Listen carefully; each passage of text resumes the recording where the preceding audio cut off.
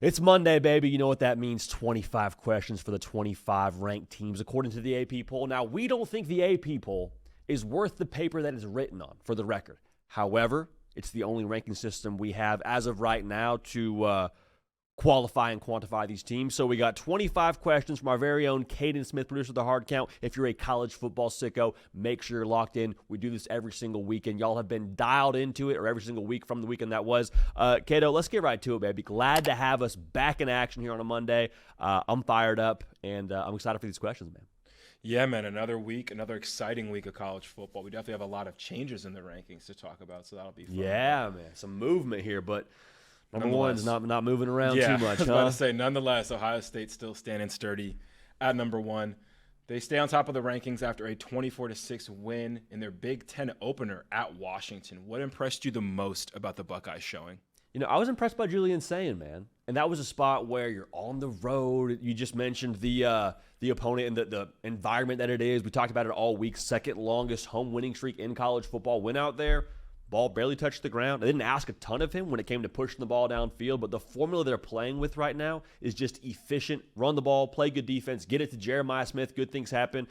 Thought he did it at a more than serviceable level, and it's a big reason why Ohio State won. So Julian Sayin and his progress, his efficiency is what sticks out to me there. Yeah, and I think they'll need him to progress more, but call me crazy. Is that defense better than last year somehow? Like, I don't understand it. Like, they have a three-headed monster on offense that could have really stretched the field, but they have a game plan for it, man. I think Patricia having like an NFL-style scheme was maybe bridging the gap as far as all the NFL talent they lost last year. But great win, of course. And another great win, number 2, Oregon, 30-24 overtime win over Penn State. Dante Moore led that game, 74% completion percentage, 248 yards, 3 touchdowns, moved the chains a lot with his legs. Where do you think Moore ranks as far as the top quarterbacks in the country right now? I don't want to be prisoner of the moment, because I thought John Mateer was awesome before breaking his hand or his thumb, whatever it was. I think Ty Simpson, the way he was shredding Georgia, deserves a lot of credit. But the spot that Dante Moore walked into, and the fact that he's like a first-year starter in that system, to me is a little bit jarring. So I'll go ahead and put Dante Moore right now, like number 2, Cato. Maybe he doesn't have the production that like a Jade Mayava has or a Joey Aguilar has, but the poise, the just awareness of knowing where he's going to go with, like Dan Lanning said at postgame, they had a screened out up to the boundary. He doesn't like it, gets off, it gets back to the field. Like, that's stuff that first-year starters in a system don't typically do. Dante Moore's got the it factor, bro. They got some special to him. I think Dante Moore's a big part of that. Yeah, and I think it's not prisoner of the moment, because I think people in the NFL scouting community, when they were kind of looking at this quarterback class that's just been all over the place, a lot of people were kind of crowning him as far as a talent goes, the guy. I'm sure him coming back another year would be great, and especially when you have his number 1 target's a true freshman. Like, if Will Stein stays, man, like, I think this Oregon team going forward after this win with Dante Moore at the helm, not just this year but the next year, I mean, what is just your takeaway as far as his poise in that moment and this team's overall composure, I think, compared to the Penn State team they kind of went against that was ranked higher, but now the dust has settled, and yet again, Oregon's on top. Penn State's losing the big one. Dude, perfectly said. We talked about it in our reaction video. Like, it wasn't like Oregon came back and surged in the fourth quarter, pushed it to overtime, and had momentum. It's like they had to fend off Penn State. Penn State pushes it to OT.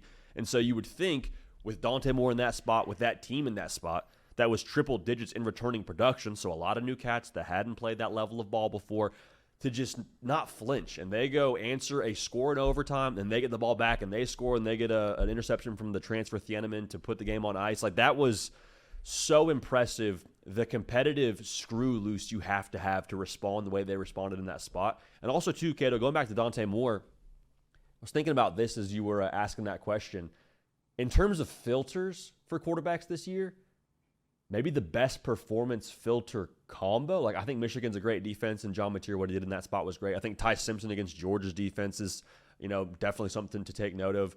But we know who that defense is. We know who Jim Knowles is. And for Dante Moore to play at that level, I think the case is very easy to make for him being the top quarterback in college football right now, if you feel that way. Yeah, and I feel like you throw the term psychopath around a lot. Yeah. And I think this is like the unique sense of it, to where it's psychopathic how calm and under control he was. Like, through all of the chaos, He never looked rushed. His eyebrows didn't look like they raised at all. He was just like, even if you just look at his face, his composure through the whole game was so impressive, especially for his age and experience. And you talk about going head-to-head with a Jim Knowles and making checks and getting his team lined up. And it wasn't the kind of performance where I remember seeing like a TikTok of like his highlights from the game, and there weren't a ton of throws that like jump out as like, oh, this is going to be first play on the highlight tape material. But it was just the little things he did right, the extending the plays, the getting his team lined up, not making any mistakes, like just a masterclass from that guy. On the opposite end of his calm was Dan Lanning after the game. Follow-up question. Do you think Dan Lanning was how do you think Dan Lanning was feeling after that game? Because there was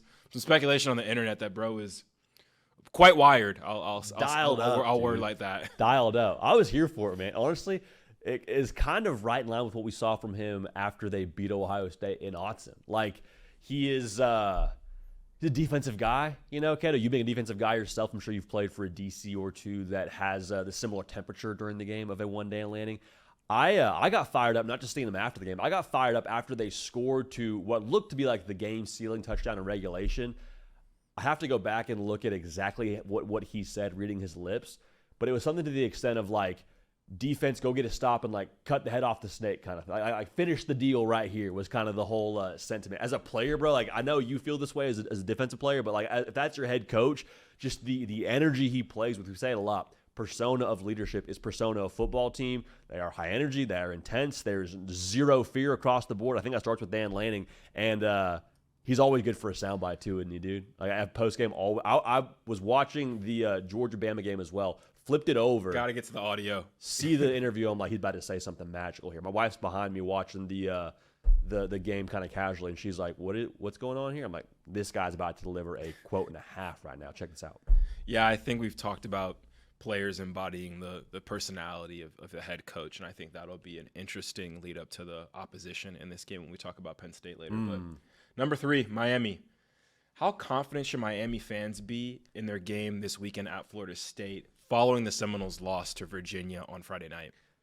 You know, I don't think I'm actually more confident if I'm a Miami fan because of that loss for Florida State. In a weird way, dude, I'm actually a little bit more on edge. Oof. Because now Florida State, if they won that game against Virginia, you'd think there's probably this feeling in Tallahassee of didn't play our best, but found a way to get it done. Friday night, all those things.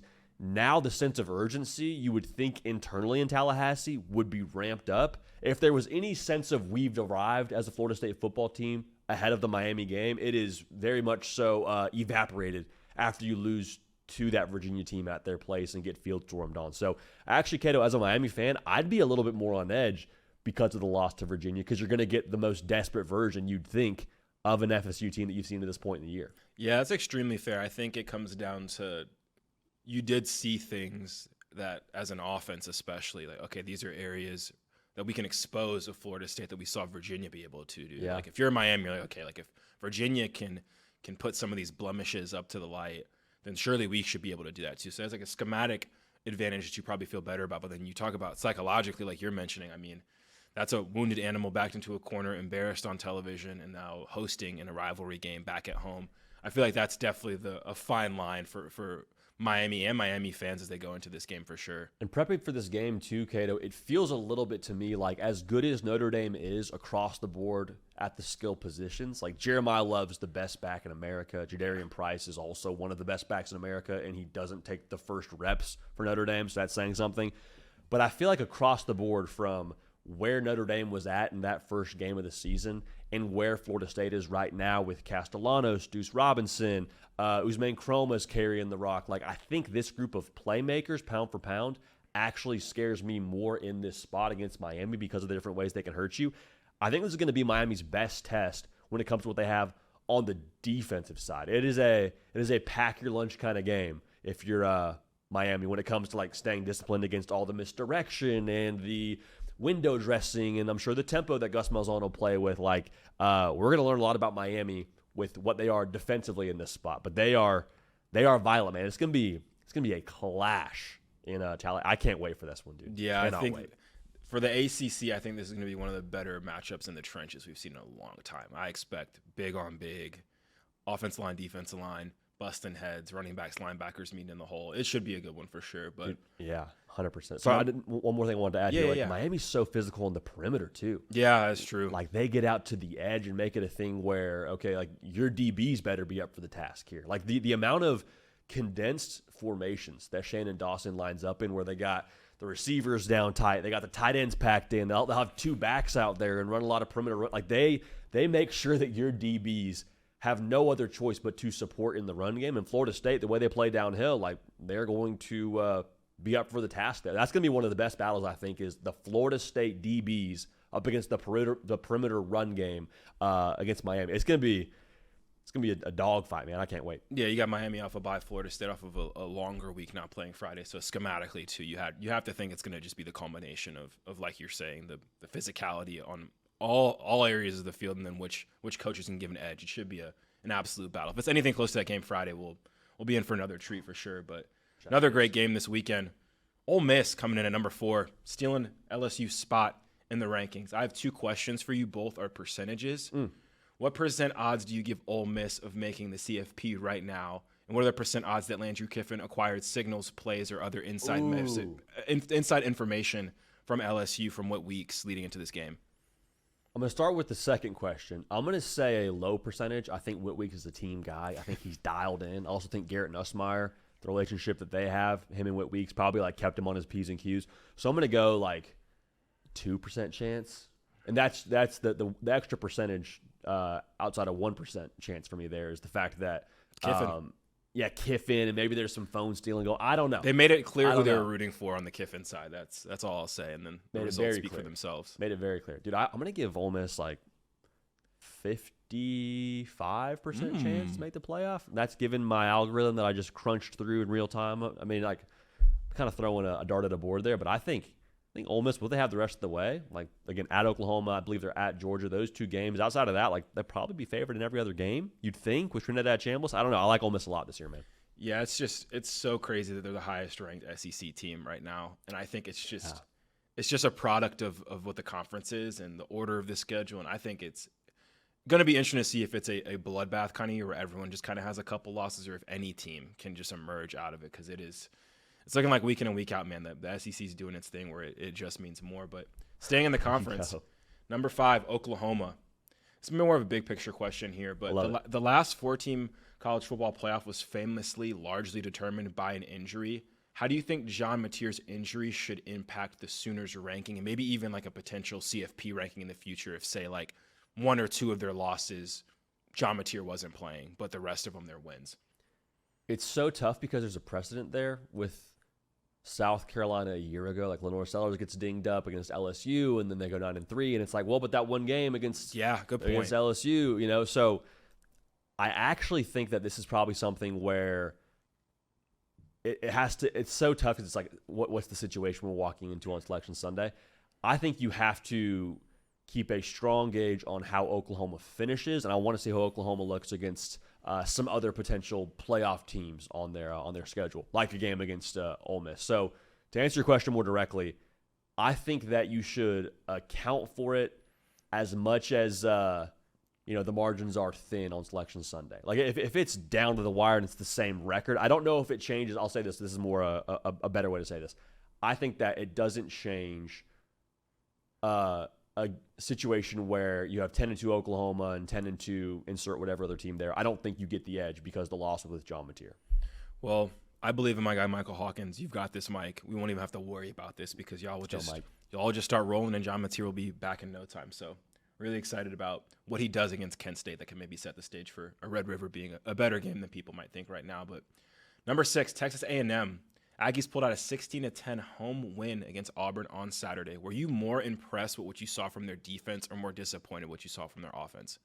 I was more impressed with the defense, and I got some heat on the Auburn message board saying, well, JD, not even trying to run the football. Like, we gave our running backs 8 carries total, and I'm like, it doesn't change the fact that you ran for 50-some-odd yards and that the defense pressure got to you to the tune of 5 sacks. Like, so I think the defense being able to win that way, especially after the way they looked against Notre Dame, I'm going to go defense there, Cato. Yeah, there's a lot of teams, it looks like, in the SEC that can win a lot of different ways, which is going to just make this very hard to keep a pulse on, I think, throughout the season, but makes it better to watch for sure. Finally, we get to number 7, Penn State. They lose the big one again, 30-24 overtime loss to Oregon. James Franklin now drops to 4-21 against top 10 teams. The fans were clearly upset during the game. When do you think the Nittany Lions should maybe step away from being really good in an attempt to be great here in the future? That sounds almost like a personnel change at the top. Is that kind of the thought in there? My only thing, so I was talking to somebody else about this. I don't know who else they'd go get. You know, like who else are you getting that's putting you in the playoff just about every other year? It's tough because that number is like so jarring against top 10 teams. You almost feel like at a certain point, hey, what's the threshold if we have to do something different?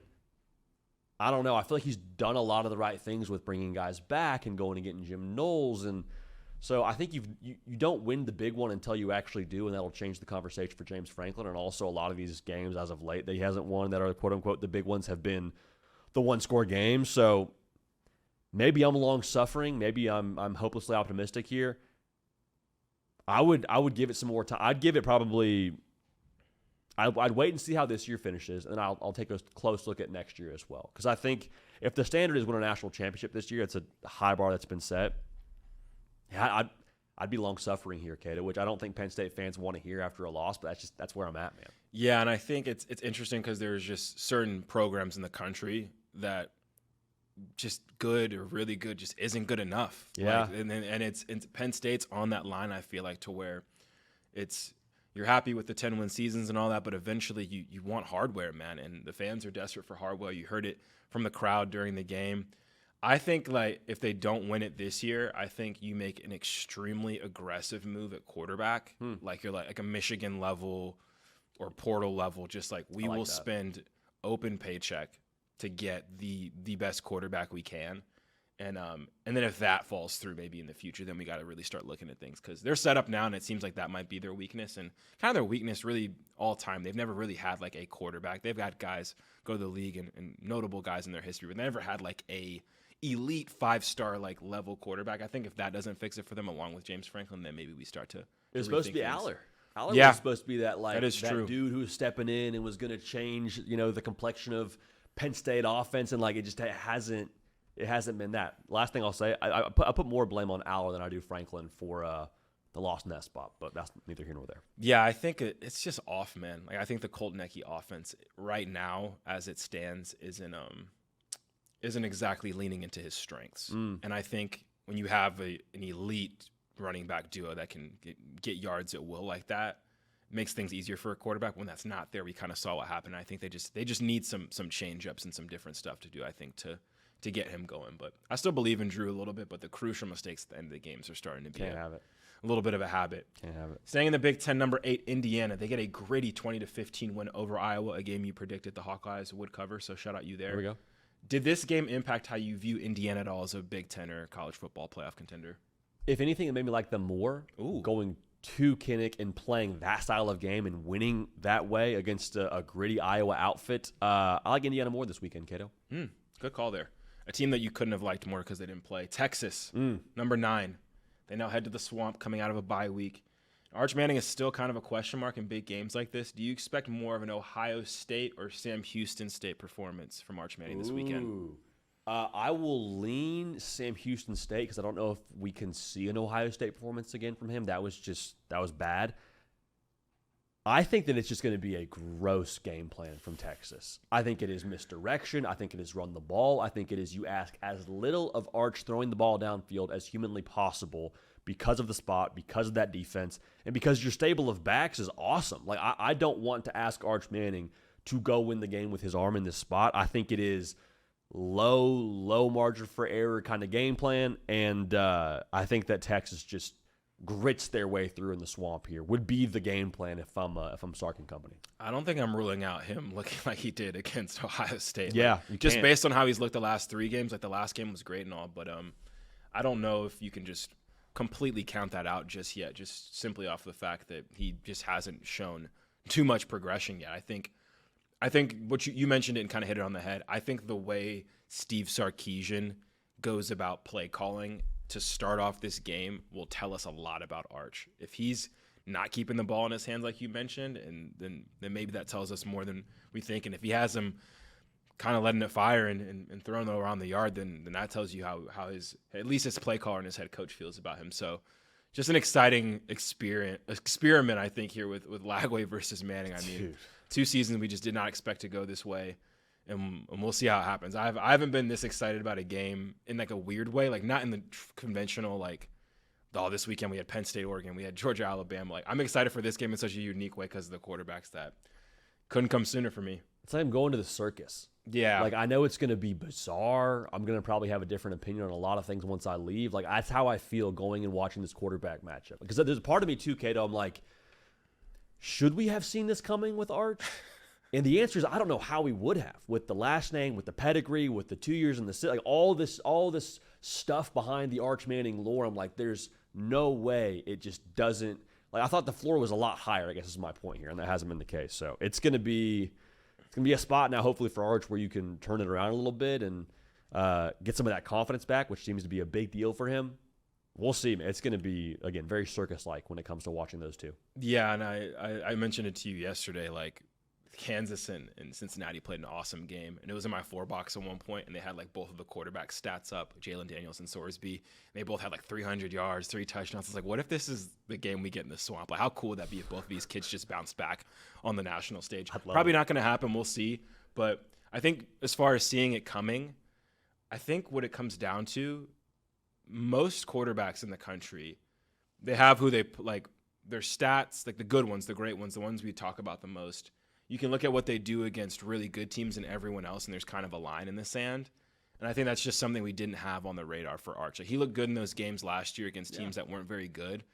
And now, like, we're going to find out, like, this will be his second biggest test going to the swamp following week 1. So, like, I think the narrative now going forward is, like, is Arch Manning an SEC caliber quarterback that can be a person that can lead his team to wins, be the reason they win in SEC play? Because we saw from Nico last year, like, Tennessee was really good, but they didn't ask Nico to do too much, and he wasn't connecting on nearly the amount of deep shots that could have made them a real explosive problem on offense. But against the smaller teams, Nico was absolutely cooking. But then when you get to SEC play, you get a different guy. So it'd be interesting to see where Arch lies there as far as his big game ability moving forward.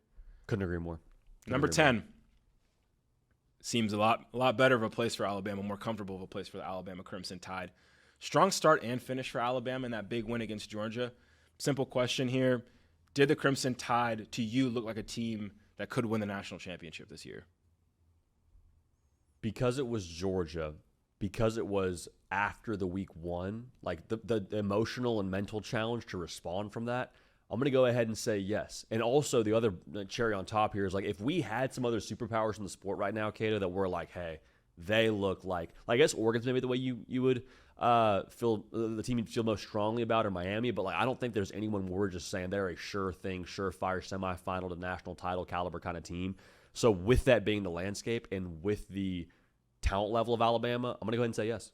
Ty Simpson looked good, man. Awesome. If he keeps doing that, if they don't look like that Florida State team ever again, would you be surprised? And they were just Alabama back to business as usual. Like, this weekend will be a test because we know what happened last year around this time. But if they really flushed that Florida State game away very, very far, deep in the back of the closet, would be huge for the Crimson Tide for sure. Huge. Number 11, Texas Tech. They actually move up a spot during their bye week, and they're the first Big 12 team in the rankings despite being undefeated. Would you take the Red Raiders at home to beat any team that's currently ranked ahead of them? So we got Bama, Texas, Indiana, Penn State, A&M, Oklahoma, Ole Miss, Miami, Oregon, Ohio State.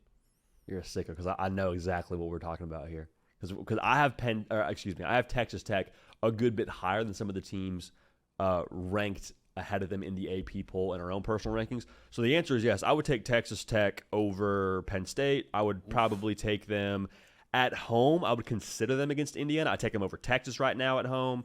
Wow. I would probably take. I think that's probably it based on the rankings that I have, unless I'm just totally whiffing. Yeah, no, those were the top ones I was looking at. If that makes you feel better, like it just got me like randomly excited for an Indiana Texas Tech game that's not scheduled. Like that'd be so sick in the playoff. That'd be awesome. That'd be great. Awesome. That's the beauty of the playoff for sure. That's a great question, first of all. But yeah, I would. I love Texas Tech, dude. I love them. Yeah, I think what gets lost in the AP and just all rankings is just like, do you think that team can beat that team? Like I think that just gets lost so much. Like anytime I rank, it's who I think would win in the games. Like, that's how I rank them. I think that's how we should do it. So just had to put that to the light. I like that. I like that a lot. Again, like, Put that to the light. That's a good ranked phrase. behind Texas Tech, Georgia. Georgia's ranking drops to 12, and Kirby Smart's record versus Alabama drops to 1-7 in his career. Do Smart and the Bulldogs have an Alabama problem? It's hard to say no with that record, right? It's hard to say no. It's jarring. It's tough, dude. And I'm like the guy who pets black cats, breaks mirrors for fun. I don't worry about stepping on. Like, I'm the opposite of stitious. But it's hard to say no when the record is what the record is. So I'll go ahead and say yes. Yeah. Maybe it's the logo. It's the logo. It was at Athens too. So like that was the big thing for us is, well, Bama on the road is not great historically under DeBoer, and Georgia's at the crib, the longest home winning streak in college football. Bama walks in, snap, snip, snap, snip, snap, snip, snap. I don't know. I think honestly, like the most worrisome thing if I was a Georgia fan would be the fact that Kalen DeBoer has gotten out to a hot start against Kirby Smart in the 2 straight years. Like the Saban, like the 1-7 stuff before that, Saban, whatever, won your national championship. But like Kalen DeBoer's specific hot start against this team and kind of like putting him in a position to outcoach Kirby in 2 straight years would be my big worry if I was a Georgia fan. But I know your big worry, LSU. Yep. Coming in at 13, your Tigers fall on the road to Ole Miss following a top 5 ranking and another poor offensive output. Do you still have hope for your national champion pick making the college football playoff? I do.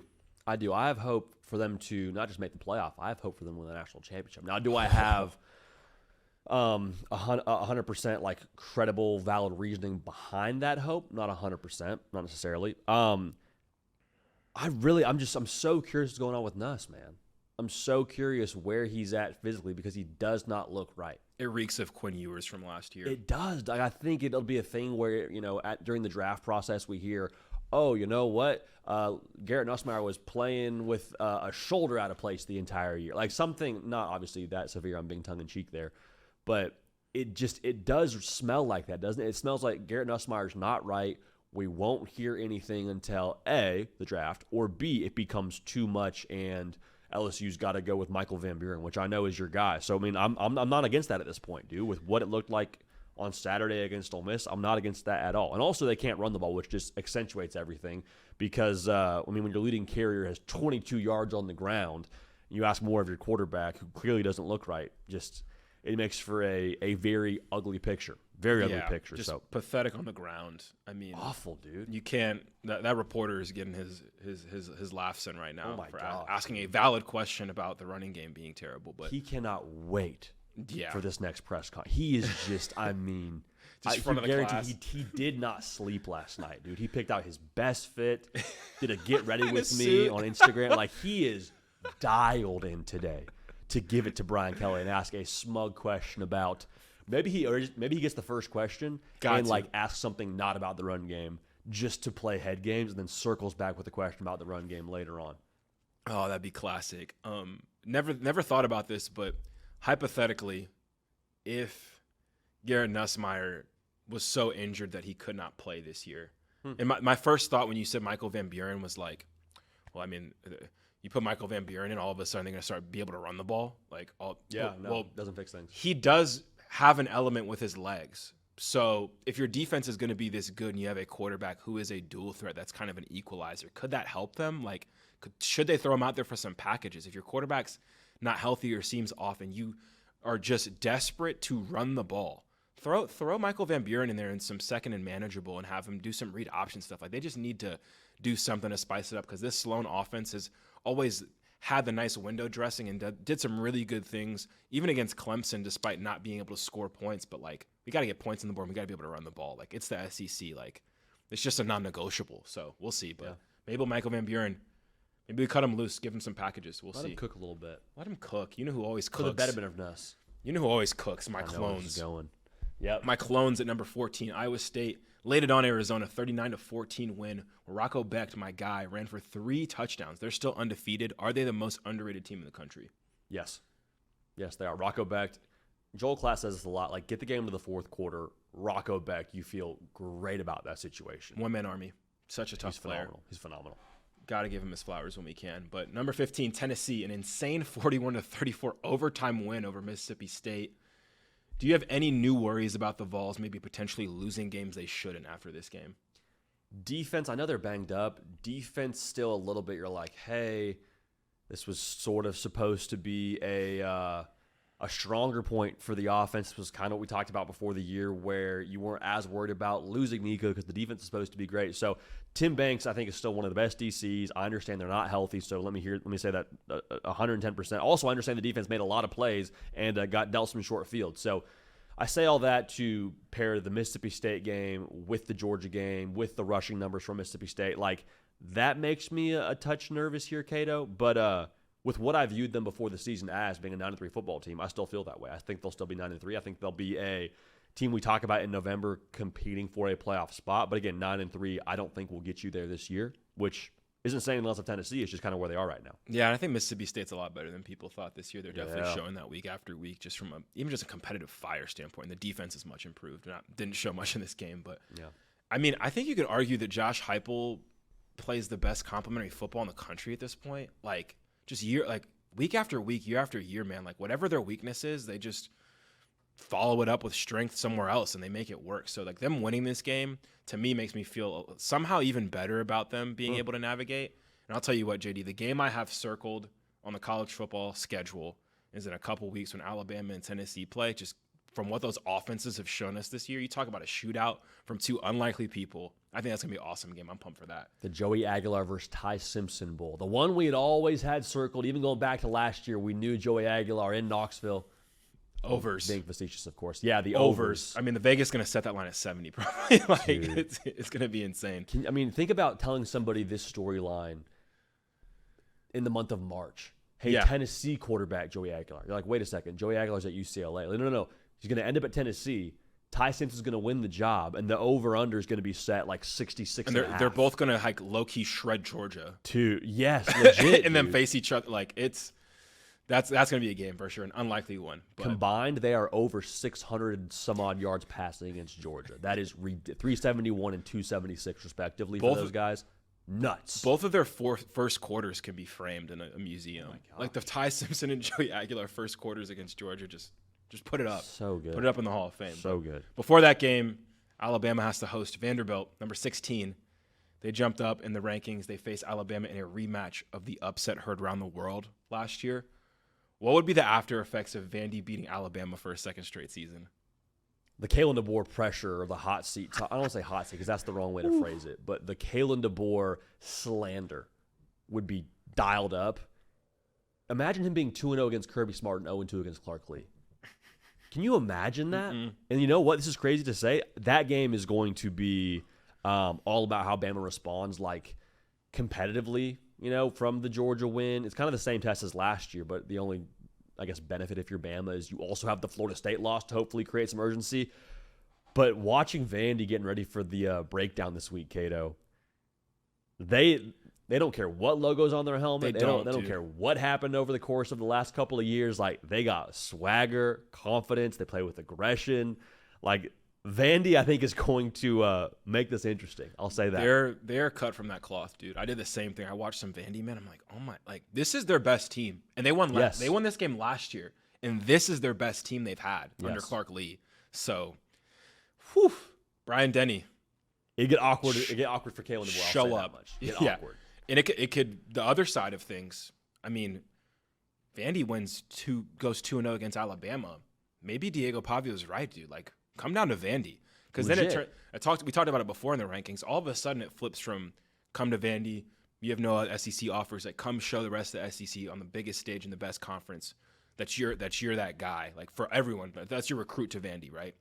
For sure. I'm also Now 100%. you're the bully on the block. You're beating Alabama. You're those beating guys. South Carolina. Like, you're undefeated right now. Like, oof. I'm also saying who can't Vanderbilt beat if you've beaten South Carolina, Alabama, beat the brakes off of Virginia. Like, you should go down the line here. Like, maybe Vandy's not just like having a good year for Vandy. Like, Vandy maybe can go compete for a chance at going to Atlanta or going to the playoff, which would be something. They're a bowl lock, which seemed like a far cry a couple years ago. Like, now, like, year in and year out, like, Well, it'd be interesting to see what quarterback they get in the future. Hopefully he's from the Pavia tree of insanity, but Yeah. Terra Program, man, they're looking good right now. I'm excited for that game. So awesome. I'm always excited So to watch the awesome. Jackets as well, JD. Number 17, Georgia Tech. They come back to beat Wake Forest in a 30-29 thriller. Game where Haynes King donated his body to college football. Does King and Georgia Tech's overall play style worry you about their clear path to the ACC title?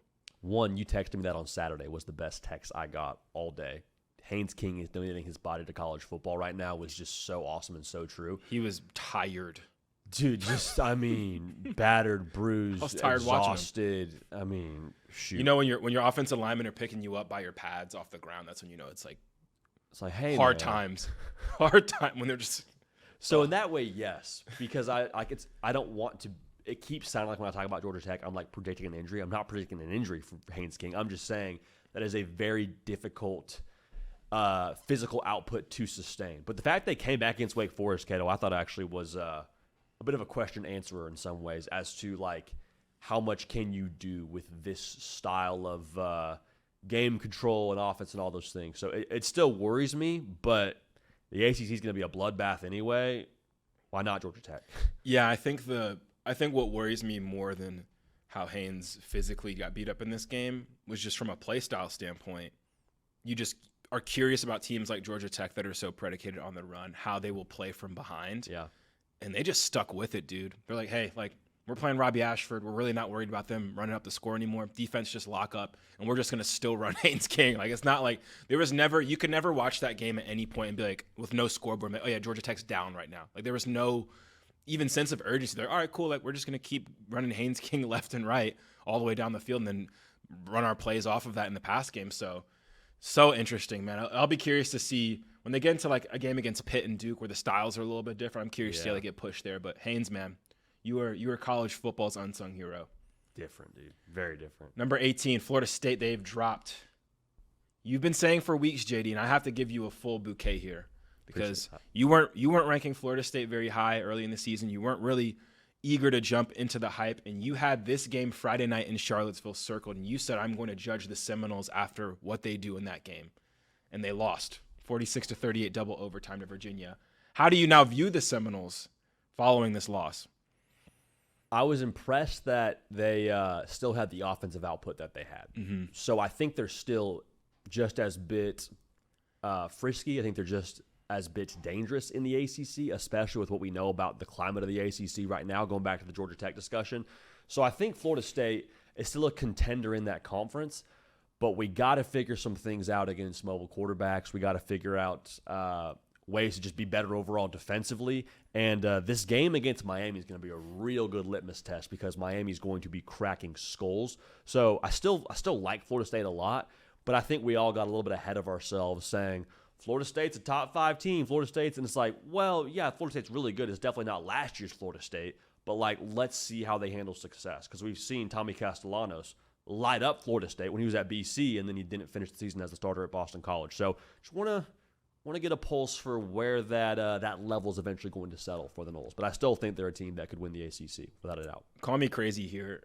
The same kind of question I asked about Georgia Tech. In that game, I do worry a little bit about that with Florida State because they do run the ball so heavily. And when you do face a team that all of a sudden like has all of the gap discipline and really has a beat on the quarterback run and all the exotic motions and stuff you do in the run game, if that's taken care of, then all of a sudden you have to rely on the pass game. And they've leaned so heavy on Deuce Robinson. I just don't think Miami is going to, or just even like the top end teams in the ACC, I don't think they're just going to let Deuce Robinson just do that the whole game to where he's half of your passing game. Do you worry at all about the offense under Malzahn and the sustainability potentially? If they do get down, if they do need a third and long, you just don't feel great. Yeah. If you're Florida State, just given their style of play and the size of their quarterback, are there any worries for you as far as that offense and how they looked, despite putting up a bunch of points against Virginia? Yes, but just the style of it, maybe compared to this Miami team they're about to play. It just makes every possession count for so much. It does feel like it, dude. Every third down, every much. possession when they're down, it's like, come on, like Florida State's got to get it here. Like, we can't punt here because if we kick it away to Chandler Morris, our defense hasn't played awesome tonight. So if we go down 2 scores, we got to get a stop score.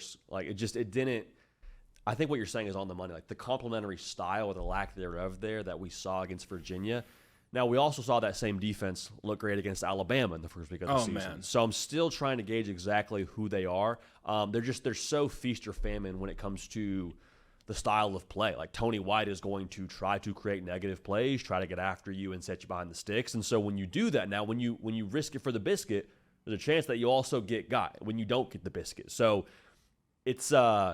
it is definitely, going back to what we've said a couple times on the show, Cato, between you and I, it is very much a Icarus fly too close to the sun kind of approach from the Noles, which if you're nervous, I'd be like, yeah, there's nothing I can say to make you feel better about that if you're a Florida State fan. Like, yeah, this is a risky game plan, but based on what you were a year ago, I'll take risky over not competitive every single day of the week. Yeah, and I think the home crowd being behind that defense will help them a lot in this spot. Yeah. But overall, you just have to feel better about kind of Carson Beck's kind of like utility belt in this game, and like offensively, like who he can go to, how they can get those players the ball, how they run the ball. It just feels like there's more options there. So that does worry me about Florida State, and that kind of gives a little bit of my lean in that game. But also, how was that Deuce Robinson catch like not a touchdown?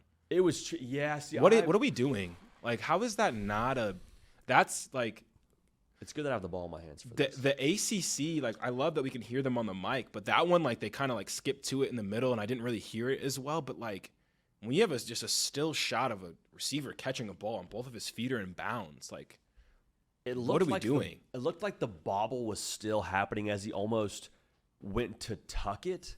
Like, I'm with you. I thought it was a catch and tough, maybe even a better way to say it, I thought it was tougher to overturn. Like, whatever you called on the field. Exactly. It would have been tough to say, nope, not a catch. I saw him start to, for those of y'all, I guess everyone's watching on YouTube. For those of y'all watching on YouTube, he's like, full screen you. He's like, catches the football, and it looked like he was almost like catching it again to tuck it, potentially, which they deemed no firm control of the football. I would have loved to see that game continue going on forever, personally. So like, still going on right now. Why I'm rooting, yeah, like we're still tracking that game in real time. I would have been fine with that. So. The other thing I will say, too, going back to like sustainability of play style, not to change our conversation too much away from this catch, if Florida State's up and they can run the ball and just put you into an anaconda squeeze, yeah, that's the way. I mean, it makes it matter so much every possession. And yeah, man, Florida State's just, if nothing else, they're fun. They're a lot of fun, dude. Deuce is a great player. I think he caught that ball, but whatever. I'm here. I also had the Florida State money line, so it's probably motivates the feelings a little bit there. Ruined a couple parlays for me early on a Friday. But number 19, Missouri. They had a bye week this week for the undefeated Missouri Tigers. They're hosting number 10 Alabama in 2 weeks. If you were a sports book, what would you set that line at in Columbia here in 2 weeks? Probably Alabama. Assuming Alabama beats Vanderbilt, which I think is an important thing to add in. I'd probably put it at Bama minus 4.5 would be my guess. I think that's fair. Bo Prabula, dude. I want to flip a question on you here, Cato. Oh. It's not just a philosophical question, like a real question. It's still sort of philosophical in nature, but roll with me. If Bo Prabula is the starting quarterback at Texas, do they lose to Ohio State? Like, where is Texas ranked right now? Probably in the top 5. Right? Or at least higher than 9. They look better offensively. I agree. Yeah, he's a dog, dude. He's fun. And he's fun to watch. I haven't seen him throw too many balls on the ground and like do some of the bad stuff Arch Manning did in that first game. So I'd like to think he would be better in that game. Yes, and I think he's a better runner than Arch Manning even right now, just as far as twitch and making people miss. But yeah, I mean, Bo Prabula, was the last week's question. Are there 5 quarterbacks in the conference better than him? And I think it gets close and dicey there really quick. Yeah. Those power rankings change every week, though, in the SEC, man. For sure. Bo looks good. I'm excited for that game for sure. That's kind of the big one for Missouri if they want to have some college football playoff hopes. Last 5 here. Michigan, again, didn't play. Number 20 in the country. When you look at their schedule, most people would consider USC and Washington their toughest games outside of Ohio State moving forward on their schedule. Both of those teams took losses on Saturday. Do you think the Wolverines can run the table now heading into the game to end the season? I wanted to go through their schedule. I had it up a lot faster. I don't know if you can think of the games off the top of your head. Yeah, I mean, they go to Wisconsin. Yeah. Then USC and Washington back-to-back. Then Michigan State, Purdue, Northwestern, and Maryland. Yeah, I mean, before the game. It's all about October, right? Like, get through October with 1 loss, and you're probably in good shape there. So I don't even think it's about, like, do they have to run the table? I think it's just, like, get us to Ohio State with 2 losses. 1 loss is perfect world, but, like, 2 losses, and we're going to the college football playoff. Is how I think about it from a Michigan fan. The USC and Washington, those 2 games, man. That's a 2-game season right there, back-to-back weeks. USC and Washington both have good quarterbacks. So I'll say I'll probably take the field there just to be conservative a little bit, but I wouldn't be surprised at all if they did that. Yeah, I think their schedule is why I picked them to be in the playoff. I would have felt a lot better about it if they beat Oklahoma. But yeah, sure. I think if you go 1-1 there, man, and all the marbles, Ohio State game, like that's just the cinema that we could get this year. So excited about the Wolverines. So man. awesome. Should dominate Wisconsin this weekend. Number 21, Notre Dame. Notre Dame ran a fake punt up 42-13 against Arkansas. They end up winning the game 56-13. Do you expect the Irish to keep making a point like this in games, and should they keep doing that given they have 2 losses and still probably think they're one of the best teams in the country? If you're Marcus Freeman, you just go to the other sideline and say, sorry. Like, we have to do this. I don't want to do this. I'd like to take a knee, but we understand what this is about. It's about style points. Yes and yes, Cato, 100%. Yeah, I would not. I think Notre Dame covering could be the weekly play. Legit. If they keep this up for sure. If they can do it, they're going to do it, it looks like. But number 22, Illinois, impressive 34-32 upset win at home over USC. And they were just kind of steady throughout the game. Luke Allmeyer only had like a couple interceptions. I thought they were really impressive from a composure standpoint. But JD, what am I supposed to make of their 63-10 loss to Illinois now? Like, what am I supposed to think of Illinois after last week and this week, just looking like night and day? I think you throw it in the algorithm and say, I know I could get this on my feed with Illinois. I also know that I could see them at home play a physical brand of ball against a team in USC that's still trying to get to that level of physicality, and like they can win that way. So I think Illinois is still limited, but I think before the year, I think they're like an 8-9 win team. Still feel that way. Yeah, man, they're an interesting one, but we'll see. They were so high in the rankings before at 9. Now they're at 22. Don't be surprised if they just kind of crawl back up there in that top 15, top 10, but we'll see. To the Big 12, number 23, BYU. They were down 14-0 on the road. Came back, beat Colorado in Boulder 24-21.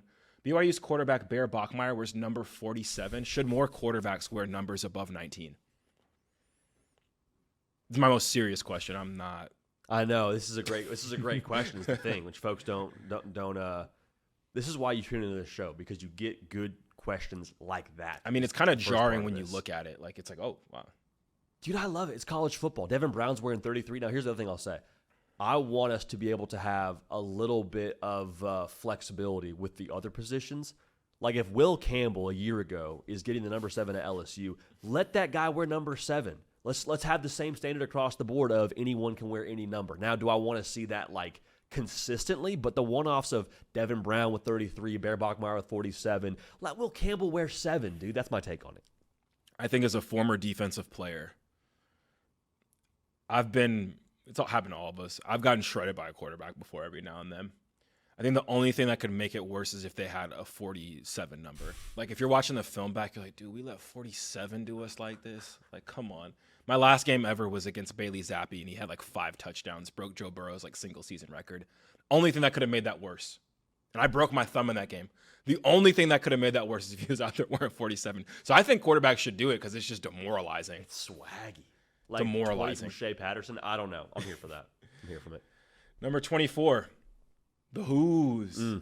Virginia pulls out the upset, 45-38 double overtime win against Florida State in an awesome game. Where does Chandler Morris currently rank for you as your favorite players in college football? Ooh. I'm glad you phrased it this way because I thought you were going to say like one of the top quarterbers in the ACC, which maybe Your it's a conversation to have. Your faves. He's awesome, man. I tell you what, he's top 25, and he's higher than 20. And he's higher than 24. Gritty, journeyman. I'm sure he's been told multiple times he wasn't good enough. I love Chandler Morris, dude. Like he's got some Baker to him, which is a comp that's thrown out probably too easily. We compared Trinidad Chambliss to Baker Mayfield the other week, so John Mateer as well has gotten the comp. Yeah, I don't want to beat the Baker Mayfield comp to death, but the mobility, the just edge he has to himself. I'd go to war for Chandler Morris. I'll go to war with that dude. Their quarterbacks coach Taylor Lamb, App State alum, shout out him for the big win, said the same exact thing. He said he'd go to war with Chandler Morris. So heck yeah, it'd be awesome if they were fun and good, man. That program's been through a lot, and them being good would be just so sick for the ACC. Huge. They need more top end teams. Huge. Rounding it out, 25, forks up. Arizona State, back to back, 27-24 exact score wins, clutch, beating TCU. They have a bye before they face Utah and Texas Tech. could the Sun Devils just put themselves right back at the top of the Big 12 in the next couple weeks here? They could, because you know how highly I think of Texas Tech. I think they split those two. That'd be huge, I think. They split those because they're still undefeated in the league. Yes. So that's yes. I already feel like we're gonna have to play some math, do some more algorithm stuff when it comes to the Big 12 title race. But ChatGPT, who still has a chance to win the Big 12? And it's like everyone. Like, Yeah. Oh, okay, good, cool. In the month of November. Okay, good. yeah, we've mentioned the board, our weekly picks on the board. I took Arizona State in this game just because they were at home, and I believe in Kenny Dillingham, and that's why they won. I think they just leaned back on their training in the biggest, most crucial moments, and they came up big. I think they have the competitive stamina and just acumen that's at the top end of the conference, given what they did last year and going toe to toe with Texas. That they look in the mirror. I'm the most scared in the Big 12 of who they see in the mirror. Like Arizona State looks at themselves and what they see.